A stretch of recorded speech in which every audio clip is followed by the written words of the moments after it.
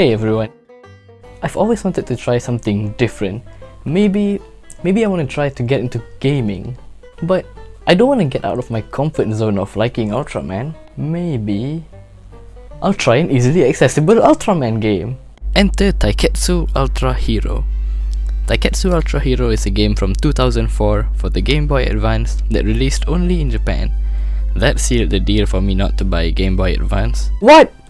They stopped selling those ages ago? This is a 2D fighting game which features 8 Ultraman and 6 enemies. It's fairly simple and works like a normal fighting game, not unlike Street Fighter.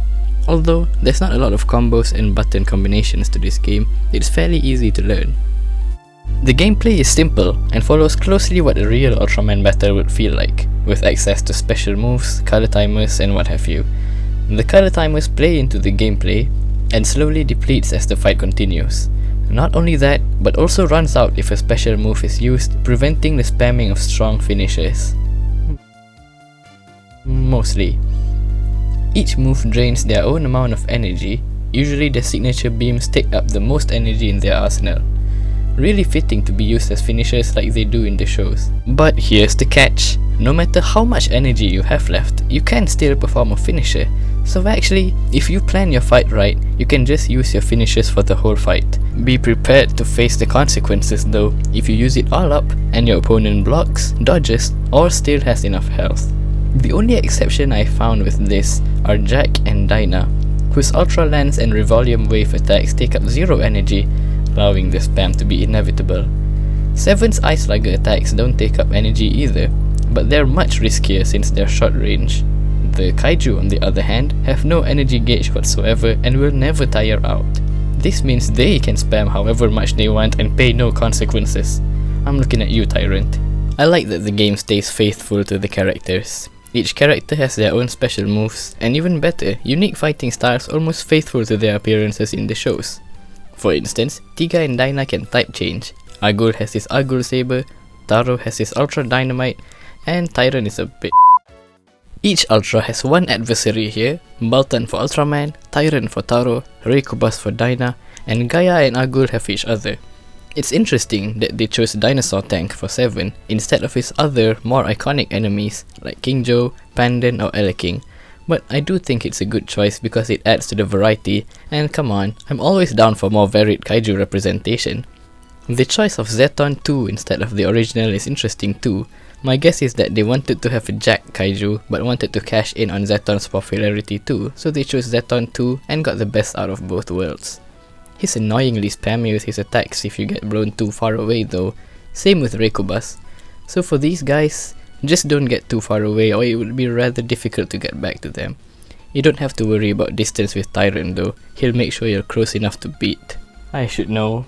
The game has 4 options upon booting. I can't read Japanese, but I can sort of make out what these modes are. I'm allergic to starting with the first thing in the menu though, so let's see what they have for a second. This is a tournament mode. You pick an Ultra Warrior and fight in a 3-stage tournament with other Ultras. This mode only has Ultras, no monsters or aliens. At any stage you leave the tournament, you gain points to fill in some meters. If you win once, 1 point, win twice, 3 points, and if you win the whole thing you get 5. The meters you fill in are actually to buff up the stats of your Ultra Warrior, making them stronger in any of the modes you use. The stats are power, speed, stamina and energy. Power is for the strength of your physical attacks, speed is, well, speed, stamina is your health bar, and energy is for the strength of your beams. At least that's what I think they are. But the effects are very minute though, but I definitely feel Ultraman getting faster if I buff up his speed stat. This effectively makes tournament mode a training mode of the game, preparing us for the main meet. Going back to the first option, the first choice is the main campaign of the game, the versus mode or story mode. Pick an Ultra, then begin fighting various foes back to back. With only so many enemies in the game, the routes all feel similar no matter what. What's common though is that they'll always fight a clone of themselves as their second fight. At the end, some Japanese words show up against the Earth, and then it's the end. According to my sources, these are passwords to reopen a save file. What? That was only for games ages ago? It actually says something along the lines of "Thank you, Ultraman." I've only ever made it to the end with Dyna and Jack. and in the previous playthrough, I somehow made it to 7. The reason? This game is tough. Particularly this. I talked about him briefly before, but Tyrant is so utterly painful to fight against. He dodges beam attacks, especially when you're counting on it. His range is ridiculous, and his chain pulls you toward him. I even got myself pulled. His attacks also hit hard, taking up a lot of health. He's super durable. Your normal attacks do jack squat against him. Even finishers barely work. Taro's Ultra Dynamite, the strongest ability in the game, and look at what it just merely does. And what pisses me off even more is his triumphant howl when you lose. I mentioned them being faithful to the source material when it comes to the abilities, but they just had to factor in Tyrant's feat of defeating the 5 Ultra Brothers. Gatanosaur is tough too. He lets out damaging gas from his mouth when you come near to beat his face up, but it's not as hard to attack. It's not like you need the light of millions of children every time you want to beat him in this game. The best way to describe the toughness of each of the foes is reasonably challenging, while the ones who spam long distance attacks are annoyingly challenging. Tyrant is downright infuriating, to the point it's not that fun anymore. Well, looks like we've got a letter.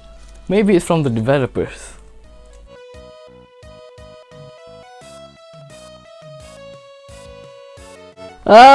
The other playable mode in the 1P mode seems to be an arcade mode or free match. Choose any character to play as or fight, including the monsters. Not much here, but you can at least train to fight against the monsters.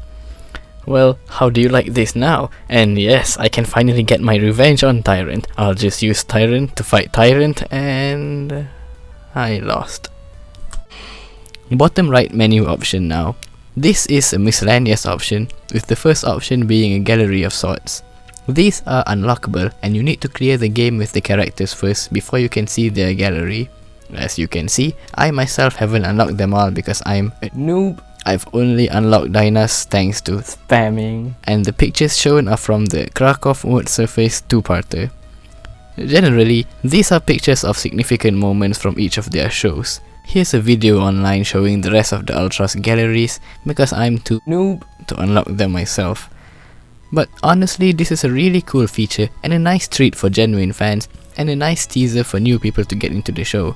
In fact, this screen capture of Jack getting crucified was what got me interested in Return of Ultraman as a kid, and the rest of the pictures really piqued my curiosity too. And the other option is where you view the stats of your Ultras that I spoke about earlier in this.